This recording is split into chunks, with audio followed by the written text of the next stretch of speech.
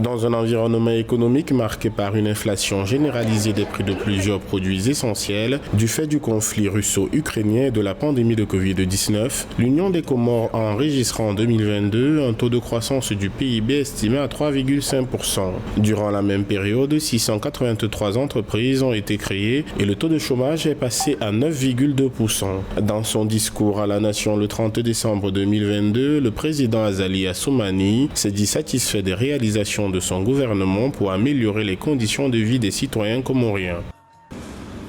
Les évolutions macroéconomiques récentes montrent ainsi qu'après la pandémie Covid, le taux de croissance indique une reprise progressive de l'économie en dépit des effets pernicieux de la guerre russo-ukrainienne. Des réformes majeures sont menées dans le secteur de l'économie afin d'améliorer l'environnement des affaires et promouvoir l'intégration régionale et la compétitivité de l'économie nationale. Dans son allocution, le président comorien a parcouru presque tous les sujets, infrastructures, changement climatique, sécurité et adoption de plusieurs projets de loi, dont le nouveau code électoral. Des textes qui devraient, selon le chef d'État, permettre d'améliorer la gouvernance et de créer des conditions idoines pour les prochaines échéances électorales de 2024 et 2025. Et c'est ainsi que 2 projets de loi organiques sur l'élection du président de l'Union et des députés ont été adoptés et je tiens à remercier l'auguste Assemblée.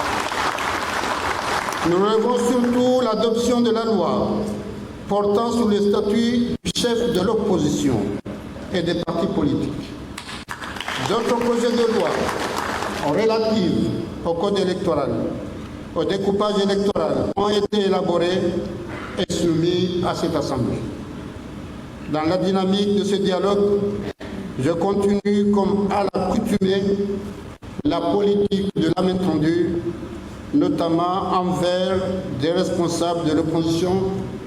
Le président comorien a dans cette allocution exprimé sa gratitude envers son homologue du Kenya, le président William Ruto, pour le retrait de la candidature de son pays à la présidence de l'Union africaine en faveur de l'Union des Comores. S'il est désigné président de l'instance panafricaine en février 2023, lors du prochain sommet de l'Union africaine, le président de l'Union des Comores envisage de contribuer de façon plus importante au rayonnement du continent africain.